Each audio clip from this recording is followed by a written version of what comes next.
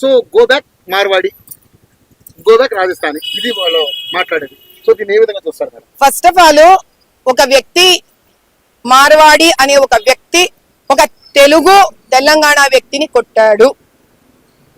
ఈ విషయాన్ని కనుక మనం పట్టుకొని భూతద్దంలో కనుక చూడవలసి వస్తే ఎంఐఎం పార్టీ దుండగులు ఎంత మందిని కొట్టి హింసించి చంపి దిక్కు దివాణా లేకుండా పడేశారు.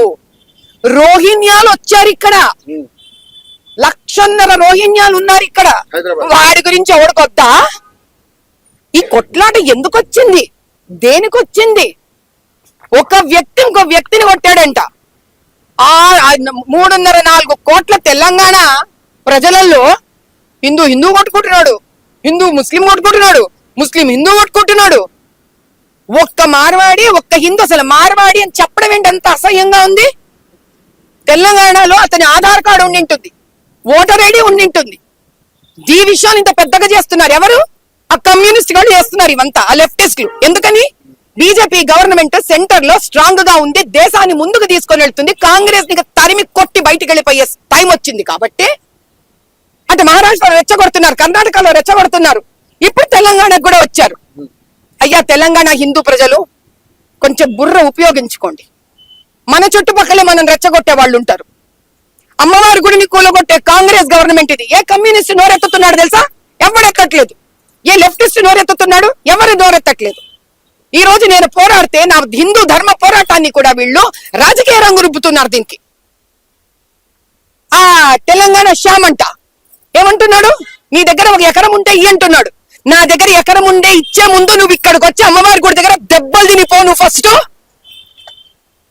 తెలంగాణ ప్రజలు బతుకమ్మ చేసుకున్న ఆడవాళ్ళని భయంకర నాశనం చేస్తే అటువంటి రజాకార్కి చేతులు కలిపిన కాంగ్రెస్ తొత్తులు ఉన్నారు ఇక్కడ. వాళ్ళ గురించి మాట్లాడే ధైర్యం ఇది కమ్యూనిస్ట్ లెఫ్టిస్ట్ వాళ్ళకి? కలిసిమెలిసి ఉన్న భారతదేశాన్ని విడగొట్టే ప్రయత్నం చేస్తారా? దేశం నుంచి తరిమి కొడతాం. ధైర్యం ఉంటే రోహింగ్యాల గురించి మాట్లాడండి. తెలుసా? ర్యాపిడోలు గీపిడోలు పేరు మీద రోహింగ్యాస్ ఎంతమంది ఆడకూతులను నాశనం చేస్తున్నారో తెలుసారా మీకు? అది మాట్లాడే ధైర్యం దమ్ము లేదు కానీ మీకు. ఈ రోజు పురాణ బస్తీలో హిందువులు కూడా ధైర్యంగా ఉన్నారంటే వీళ్ళతో వాటి కలిసి పోరాడుతున్న మార్వాడీల వల్ల కూడా. ఎంతమంది గుజరాతీలు, ఎంతమంది బిహారీలు, ఎంతమంది మార్వాడీలు అక్కడ ఉన్న తెలంగాణ హిందువులతో కలిసి ఉన్నందుకే ఇప్పటికీ చార్మినార్లోని కొన్ని గల్లీలు మనం ధైర్యంగా తిరగలుగుతున్నాం. ఇది తెలుసుకోవడం మీకు తెలీదా? మీకు తెలీదా ఈ నిజాలు? ఆడపిల్లలు కొన్ని గల్లీలు దాటి పోలేరు. బహదూర్పురా వెళ్ళి చూడండి, ఎన్ని ముస్లింస్ ఉన్నారంటే చీకటి అయిన తర్వాత స్ట్రీట్ లైట్స్ ఉండవు ఆడపిల్లలకి వెళ్ళడానికి. ఆ గల్లీలలో తిరగకుండా ఇష్టం వచ్చినట్టు వీళ్ళు వెళ్ళిపోండి వాళ్ళు వెళ్ళిపోండి అని మాట్లాడతారు అందరు కలిసి. ఇది భారతదేశం, ఇది భరతమాత పిల్లలందరం ఇక్కడ కలిసి మెలిసి ఉండాలి, హిందూ ముస్లిం కలిసి మెలిసి ఉండాలి అని చెప్పి మోదీ గారు తప్పన పడుతుంటే హిందువులు కొట్టుకుంటారయ్యా? ఖబర్దార్, ఇంకెవ్వరైనా ఎప్పుడైనా ఇక్కడ నుంచి హిందువులు కొట్టుకున్నారంటే మీది మాది మనందరి సర్వనాశనం మనమే కోరుకున్నట్టు లెక్క. ఇదే కాంగ్రెస్ కి కావాలి. డివైడ్ అండ్ రూల్ పాలసీ చేస్తున్నారు వాళ్ళు. తెల్లోడు చేశాడు, తెల్లోడి నుంచి అద్దెగా తెచ్చుకున్నాడు ఆయన నెహ్రూ గారు. ఆ వంశమే ఇదంతా. జాగ్రత్తగా ఉండండి. అట్లా చేస్తేనే రాజ్యాలు నిలబడతాయి అనుకుంటున్నారు వాళ్ళు. ఇంకా మనం ఎవరు విడగొట్టకూడదు. అందరం కలిసిమెలిసి ఉంటాం, ఇక్కడే ఉంటాం. తెలంగాణ తెలుగు వాళ్ళము రాజస్థాన్ లో బతుకుతాం, గుజరాత్ లో బతుకుతాం, వాళ్ళు ఇక్కడికి వచ్చి బతుకుతారు. That's it. जय बोलो भारत माता की जय।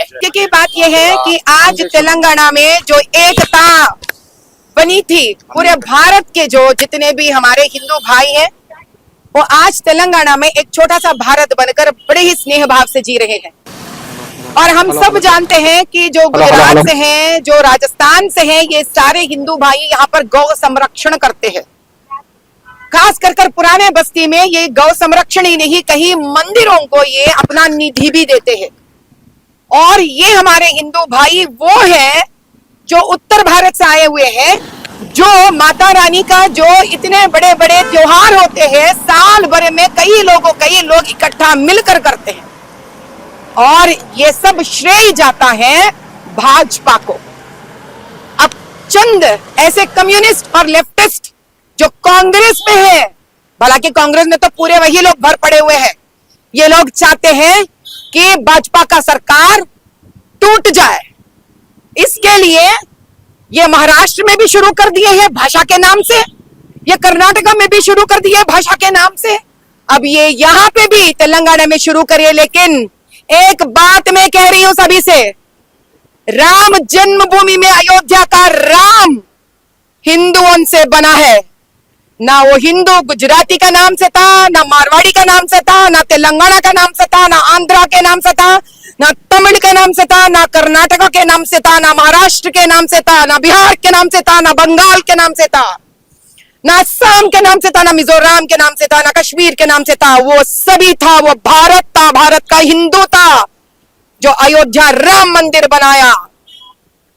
ये याद रख लो सभी कि तुम कुछ भी करो, हिंदू को तोड़ नहीं सकते।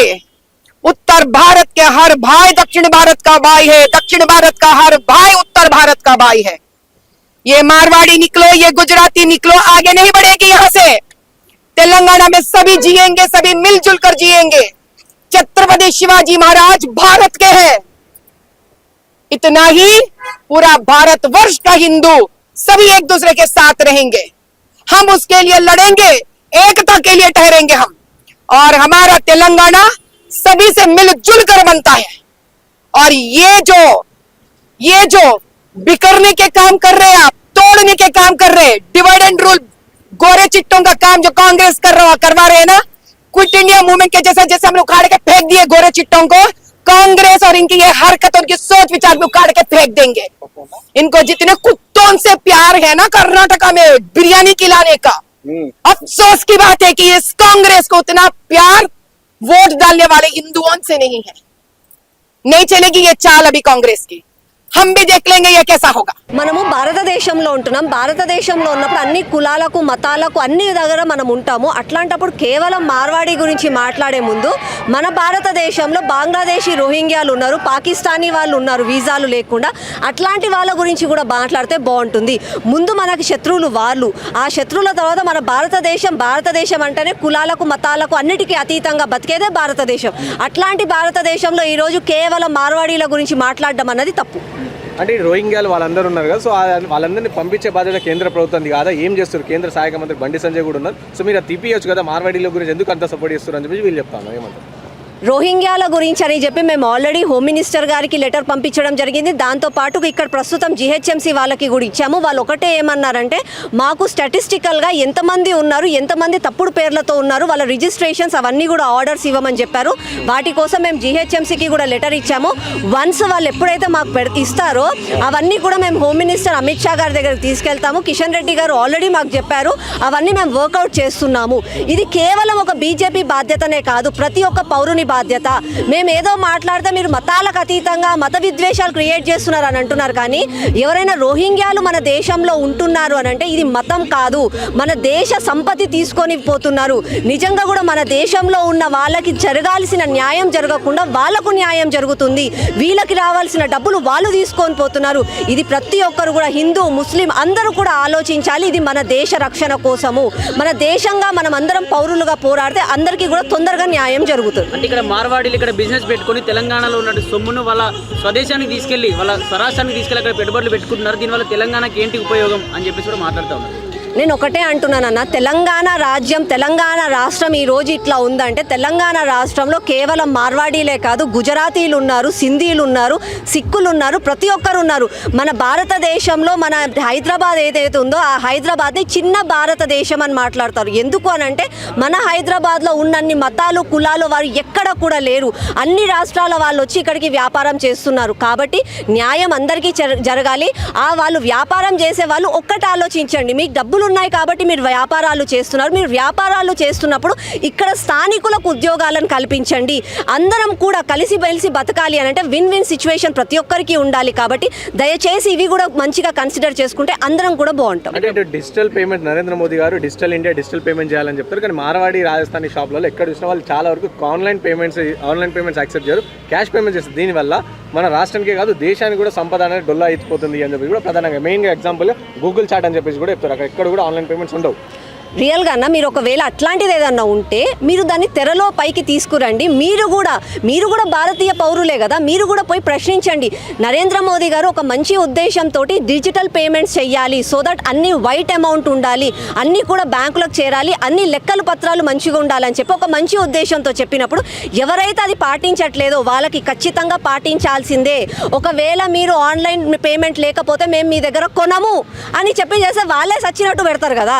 మనమే పోతున్నాం, మనమే కొంటున్నాం. అరే ఆ షాప్లో డిజిటల్ పేమెంట్ లేదని చెప్పి పైసలు తీసుకొని మనమే పోతున్నాం. మళ్ళీ తప్పు ఎవరిది? మనలలో కూడా మార్పు రావాలి. అందరం ఒక న్యాయంగా ఒక చట్టంగా ఒకటి బయటికి వచ్చిందంటే దాన్ని అందరం కూడా ఫాలో అయితేనే దేశం ముందుకు వెళ్తుంది. ఇక్కడ దళితులపైన కావచ్చు, తెలంగాణ ప్రాంతీయ వాసులపైన దాడులు చేస్తూ ఉన్నారు ఈ మార్వాడీలు. అలాగే మన కల్చర్ని దెబ్బతీసే ప్రయత్నం జరుగుతుంది. తెలంగాణ కల్చర్ను దెబ్బతీసి ఎప్పుడైనా బోనాలు ఎత్తుకున్నారా, వాళ్ళు ఎప్పుడైనా మన బతుకమ్మ పాట పాడారా అని చెప్పి తెలంగాణ శ్యామ్ కావచ్చు కొందరు మాట్లాడుతూ ఉన్నారు. మరి కరెక్టే, వాళ్ళకి తెలంగాణ పూజలు చేయట్లేదు, తెలంగాణ పండగలు చేయట్లేదు, మనం బోరం ఎత్తట్లేదు అని చెప్పి మన మీద మనకు బాధ ఉంది. మళ్ళీ ఇక్కడ ఉన్న ఓవైసీ ఏం చేసిండు? కనీసం ఒక్కరోజన్నా గుడికి వచ్చిండా? ఒక్కరోజన్నా ఏమన్నా అన్నాడా? ఇక ఓవైసీ వాళ్ళ తమ్ముడు అక్బరుద్దీన్ అయితే అసెంబ్లీలో కూర్చొని నాకు తెలుగు రాదు అని అన్నాడు. అరే పుట్టి పెరిగింది మన హైదరాబాద్లోనే, మీ అయ్యా అందరూ పుట్టి పెరిగింది మన హైదరాబాద్లోనే, తెలుగు రాదని చెప్పి నువ్వు అసెంబ్లీలో మాట్లాడితేనే నోరు మూసుకున్నారు కదా. మళ్ళీ నువ్వు తెలుగు నేర్చుకోని ఎందుకు ఆ రోజు చెప్పలేదు? ఆయనకు ఒక న్యాయం, ఒక న్యాయం. ఎట్లా ప్రతి ఒక్కరం కలిసిమెలిసి ఉండాలి అంటే ప్రతి ఒక్కరం జాగృతం కావాలి, ప్రతి ఒక్కరం ఒకటే అని చెప్పి ఆ ఏ రోజైతే వస్తుందో ఆ రోజే మంచిగా ఉంటుంది. నేను ఇవాళ ఈ జెండా పట్టుకున్నా, ఈ జెండా పట్టుకోవడానికి హక్కు కేవలం నాది కాదు, భారతదేశంలో ఎంతోమంది ప్రాణాలు కోల్పోయిన తర్వాత నాకు ఈ హక్కు వచ్చింది. కాబట్టి ఈ హక్కు కేవలం నాది కాదు, అందరిది. అందరం కలిసి ఉంటేనే ఇది పట్టుకునే హక్కు నాకు దొరికింది. కాబట్టి అందరం మంచిగా ఉండాలంటే కలిసికట్టుగా ముందుకెళ్ళాలి. ఈ మార్వాడి ఇవన్నీ కాదు, ముందు మనకి జరుగుతున్న అన్యాయం ఏంది అది ముందు పాటించాలి. మార్వాడీలు గుజరాత్కి సంబంధించిన వ్యక్తులు, అలాగే రాజస్థాన్ వాళ్ళు బీజేపీకి సపోర్ట్ చేస్తారు, బీజేపీకి ఓట్లు వేస్తారు కాబట్టి బీజేపీ వాళ్ళకి వెనకేసుకొస్తుంది. మన పైన దాడులు చేసినా కూడా బీజేపీ వాళ్ళకే సపోర్ట్ చేస్తుందని చెప్పేసి కొంతమంది మాట్లాడే వాళ్ళకి నేను ఒకటే చెప్తున్నా, తప్పు జరుగుతుంది, దాన్ని మీరు ముందుకు తీసుకురండి, పోలీస్ కంప్లైంట్లు ఇవ్వండి. మీకు న్యాయం జరగట్లేదు, మీకు అన్యాయం జరిగిందంటే బీజేపీ తరఫు నుంచి నేను వస్తా అని చెప్తున్నా కదా ఓపెన్గా. ఒకవేళ ఏ షాప్లోనన్నా ఆన్లైన్ పేమెంట్ తీసుకుంటలేరు, మీరు దాన్ని బయటికి తీసుకురండి, తెరపైకి ఎందుకు తీసుకుంటలేరు అని చెప్పి మేము వచ్చి ప్రశ్నిస్తాం. అంతేగాని బీజేపీ చెయ్యట్లేదు అనడం మాత్రం తప్పు. మీకు ఎక్కడన్నా అన్యాయం జరిగితే ఆ అన్యాయం గురించి మీరు చెప్పండి, మీకు రక్షణగా మేము ఉంటాం, మేము వచ్చి మాట్లాడతాం, న్యాయం జరిగే వరకు పోరాడతాం. అంటే ఇప్పుడు మార్వాడి గోపాక్ కాకుండా పానీపూరి గోపాక్, పాన్పారా గోపాక్ అని కూడా నినాదాలు వినిపిస్తున్నారు. దానిపైన నేను ఏమంటున్నానంటే మార్వాడి గోబ్యాక్ అనే ముందు వాళ్ళ వల్ల మనకు జరుగుతున్న అన్యాయం ఏంది, వాళ్ళ వల్ల మనకు జరుగుతున్న న్యాయం ఏంది, అది కూడా మనం ఒకసారి ఆలోచించాలి. మార్వాడి గోబ్యాక్ అని ఒక్క మనిషి తప్పు చేసి, ఒక్క మార్వాడి తప్పు చేస్తే ప్రతి ఒక్కరిని వెళ్ళమనడం తప్పు. నేను ఇలా మీకు ఎగ్జాంపుల్గా చెప్తున్నా, మీరు పురుషులే ఉన్నారు. ఇలా మన భారతదేశమే కాదు ప్రపంచవ్యాప్తంగా మహిళలను వేధించేది, మహిళలను అత్యాచారాలు చేసేది పురుషులు అని అంటాం. అట్లని చెప్పి అందరు పురుషులు అన్యాయమే, అందరు పురుషులు గోబ్యాక్ అని మేము అనొచ్చా? కాదు కదా. నా అన్న మంచోడు, నా నాన్న మంచోడు, నా తమ్ముడు మంచోడు, మీరందరూ మంచోళ్ళు, నన్ను అక్క అని పిలిచి పిలుస్తారు. అట్లనే మార్వాడీలలో కూడా ఒక్కరు తప్పు చేశారని చెప్పి అందరికీ దాన్ని చుట్టకండి. ఎవరు తప్పు చేశారో వాళ్ళకి శిక్ష వేయండి, వాళ్ళకి శిక్ష పడే వరకు మీరు వెంబడి పడండి, పోరాడండి, మీతో పాటు మేము ఉంటాం. आज जिनकी मानसिकता खराब है, जो अपने आप को राजनीति तौर पर फोकस करना चाहते हैं, प्रोजेक्ट करना चाहते हैं, ऐसे कुछ लोग दूसरा कोई सब्जेक्ट उनको मिलता नहीं, क्योंकि गली के छोटे मोटे लीडर होते हैं. वो छोटे लीडर बड़ा लीडर कैसा बनना, ऐसा कुछ मुद्दे ढूंढते रहते हैं. तो ऐसे छोटे मोटे व्यक्ति जो अपने आप को बड़ा करने की जो सोच रखते हैं ना, ठीक है तुम लीडर बनो, बड़ा बनो, हमें कोई आपत्ति नहीं है. लेकिन स्पेशली कई वर्षों से अपने दादा परदादा जिनके तेलंगाना में पैदा हुए, ऐसे हमारे मारवाड़ी, राजस्थानी, 36 कौम के जो हमारे भाई बंधुओं को जो टारगेट किया जा रहा है, जो उनको बदनाम करने का जो प्रयत्न किया जा रहा है, यहां हम बर्दाश्त नहीं करेंगे. एक छोटी मोटी लड़ाई हुई थी सिकंदराबाद कोई क्षेत्र में पार्किंग को ले लेकर. तो एक हमारा कोई एससी भाई था और एक हमारा कोई मारवाड़ी शायद कोई भाई था, उनमें छोटी मोटी लड़ाई हुई और वो सेटलमेंट भी हो गया। लेकिन उस छोटी सी लड़ाई को ले लेकर जो छोटे मोटे जो लीडर होते हैं ना, एक ऐसा वातावरण खराब करने का प्रयत्न करे कि ये मारवाड़ी बाहर से आकर हमारे पर हमला कर रहा है, ये मारवाड़ी बाहर से आकर डुप्लीकेट सामान बेच रहा है, ये मारवाड़ी आज खुद की दुकान लगा लेता है और तेलंगाना के किसी व्यक्ति को काम पे नहीं रख लेता, खुद के व्यक्तियों को लगा लेता है। आज हमारे तेलंगाना के लोगों को काम नहीं मिल रहा है। इन मारवाड़ियों की वजह से हमें नुकसान हो रहा है, इन राजस्थानियों की वजह से हमें नुकसान हो रहा है, इन गुजरातियों की वजह से हमें नुकसान हो रहा है। ऐसा करके कुछ लोग राजनीति कर रहे हैं। तो मैं उनको कहना चाहूंगा कि ये जो मारवाड़ी समाज है ना, ये जो राजस्थानी समाज, ये जो गुजराती समाज है ना, यहाँ लोग कई वर्षों से तेलंगाना में रहते हैं। इनके बाप दादाओं का जन्म भी यही तेलंगाना में हुआ। इन्हीं की वजह से, इनके बिजनेसों की वजह से तेलंगाना को रेवेन्यू मिलता है, तेलंगाना की जीडीपी में भी फायदा होता है उन्हीं मारवाड़ी भाई बंधुओं की वजह से। 2-4 लोग मारवाड़ी समाज के खिलाफ में बोलना, एक इंसान तो मारवाड़ी समाज के ऊपर गाना ही बना दिया था। लेकिन कमिश्नर जी का धन्यवाद, जैसे ही हमने कमिश्नर जी को इस गाने के बारे में बताया, वो लिंक भेजा, जो जो लोग मारवाड़ी समाज के खिलाफ बात कर रहे हैं वो सभी लिंक मैंने कमिश्नर साहब को भेजा, तो तुरंत कमिश्नर साहब ने उस व्यक्ति के ऊपर कार्रवाई की और उस व्यक्ति को अरेस्ट किया जो व्यक्ति मारवाड़ी समाज के ऊपर गाना बनाया था। तो ये एक वातावरण जो मारवाड़ी समाज के प्रति, राजस्थानी समाज के प्रति, गुजराती समाज के प्रति, जो जनता में, कुछ लोगों के मनों में जो दुश्मनी जो पैदा करने की जो लोग प्रयत्न कर रहे हैं ना, मैं उनको कहना चाहूंगा आप कितना भी प्रयत्न करो, होने का कुछ नहीं है। क्योंकि हम मारवाड़ी समाज की सेवा के लिए, रक्षा के लिए यहाँ पर बैठे हुए हैं। कोई भी हमारे मारवाड़ी समाज या राजस्थानी समाज या गुजराती समाज के ऊपर अगर उंगली भी उठाएगा तो उसका परिणाम उसको भुगतना पड़ेगा। हम सबको जेल भेजेंगे जो मारवाड़ी समाज, राजस्थानी समाज, गुजराती समाज के खिलाफ में अगर कोई भी अगर बात करेगा तो उसको 100% जेल जाना पड़ेगा। इसलिए सावधान उन सभी लोगों को कहना चाहूंगा जो हमारे मारवाड़ी समाज को बदनाम करने का प्रयत्न कर रहे हैं।